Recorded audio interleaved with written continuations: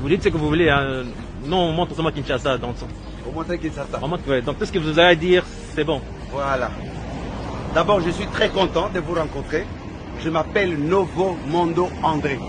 Je suis retraité de France. J'ai fait 25 ans en France. Ce pays, c'était le paradis de la terre. Sauf que nous-mêmes n'avons pas pris conscience de ça. Je donne un exemple bête. Le chef de l'État, je viens d'apprendre, qu'il va donner ou qu'il aurait prévu 500 jeeps pour les députés. Les députés, aucun député ne lui a demandé une jeep. Et ces députés-là ne sont pas à pied. Quel est le prix d'une jeep? Admettons, au bas mot, qu'une jeep coûte 20 000 $. J'ai appris que c'est 50 000. 50 000 $. Eh bien, le prix d'un tracteur, c'est combien pour faire l'agriculture? Eh bien, si tu sais qu'elle commande 500 tracteurs, à chaque député, on lui donne un tracteur. On demande à ces députés-là, dans sa circonscription, il va faire plus de 100 hectares ou 1000 hectares d'agriculture, planter seulement les haricots. Au bout de 4 mois, chaque hectare va apporter combien de tonnes de haricots? On donne à nos militaires, prend 1000 militaires, on leur demande de planter seulement des boutures de manioc sur 1 millier d'hectares de manioc. Au bout de 8 mois ou 12 mois, nous avons de manioc. Le prix de manioc ici va coûter un sac 10 000 francs. Qu'est-ce qu'il lui a pris pour aller proposer aux députés des jeeps? Une jeep, il ne donne seulement pas le jeep, mais le monsieur là va acheter le carburant, il va acheter de l'huile, ça va tomber en panne, tout ça. Ça va rapporter quoi au Congo? Mais apparemment, les jeeps sont à crédit, c'est-à-dire qu'ils vont payer petit à petit. Mais, apparemment. Mais justement, ces crédits-là, qui va donner les crédits? Mais prenez les crédits pour les tracteurs.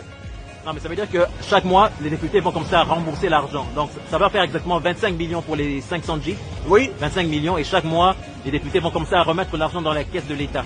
Apparemment. Cet argent-là n'ira pas dans la caisse de l'État. Est-ce que quand quelqu'un fait l'agriculture ne va pas rapporter l'argent dans la caisse de l'État? Entre quelqu'un qui fait d'abord le Ndundala que vous appelez Bitekoutekou et le Matembele. Au bout de 15 jours, vous avez le Bitekoutekou.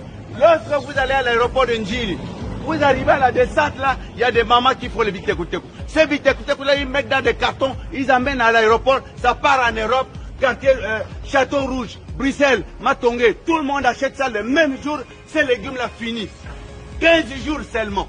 Mais si on fait des hectares de Matembele pour envoyer en Europe, ça rapporterait combien pour l'État congolais et pour cette population? Ici, on ne peut pas crever de faim. Moi, je suis en colère d'apprendre que ces individus-là qui sont au pouvoir prennent de l'argent, ils font n'importe quoi avec, ils vont se promener dans toute la ville. Longwa, Bangonyos, ils habitent Gombe, la plupart. Les carburants qu'ils prennent pour se promener dans Kinshasa, ça rapporte quoi? Vous savez, nous sommes ici 15 millions d'habitants. Disons, plus de la moitié sont des enfants, 8 millions sont des enfants. Et 7 millions sont des adultes. Si nous enlevons 1 million de malades, il va rester 6 millions de personnes valides. Les 6 millions de personnes valides, les femmes sont plus nombreuses que les hommes. Donc il y a 3 millions 500 femmes et 2 millions 500 hommes. À ces hommes-là, chaque homme pour lui donner une femme. Vous savez qu'on peut construire à chaque Congolais une maison, puisqu'il va prendre sa femme et ses enfants. Est-ce que nous sommes des malades quelque part? Ça ne va pas dans notre tête. Comment nous pouvons faire des choses comme si nous étions fous, nous étions des malades? Ils vont en Europe. Ils savent que dans Paris, il y a de l'eau, des fontaines d'eau dans Paris. Tu as soif, tu as pris quelque part, tu bois de l'eau. Et cette eau-là, la nappe phréatique de Paris, c'est plus sale que notre nappe phréatique ici. Pourquoi, bon sang? Pourquoi?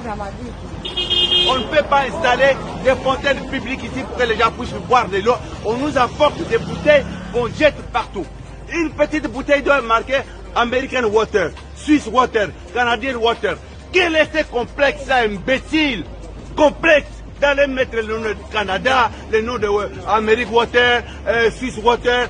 Est-ce que Congo Water va beaucoup tirer? Maïwana est au la Suisse. L'eau de forage, à quelques 90 mètres, bazote qu'il a bien en 500 francs. Mais cette eau-là doit coûter 1 franc congolais, même pas. Hein? En plus, ils nous jettent des bouteilles partout. Qu'est-ce qu'ils ont mis de plus dans cette eau-là? Rien du tout. Et on laisse les gens vendre ça dans la rue. Tous ces gens-là dans la rue, on les arrête d'abord. Et puis on met des fontaines publiques. Nous avons de l'argent pour ça. Papa, est-ce que vous avez vécu en Occident? J'ai vécu en Occident 25 ans. Je suis retraité de France. J'étais notaire. En France? En France. Okay. Où ça La exactement? France est un pays pauvre. La France est un pays pauvre. L'ananas ne pousse pas en France. On vous vend de l'eau aromatisée avec du sucre coloré. On appelle ça le jus. Ça, c'est pas le jus, imbécile. C'est pas du jus. Il n'y a pas d'oranger en France. Il n'y a pas de manguier. Il n'y a pas d'ananas. Le café, on appelle ça café de la Côte d'Ivoire.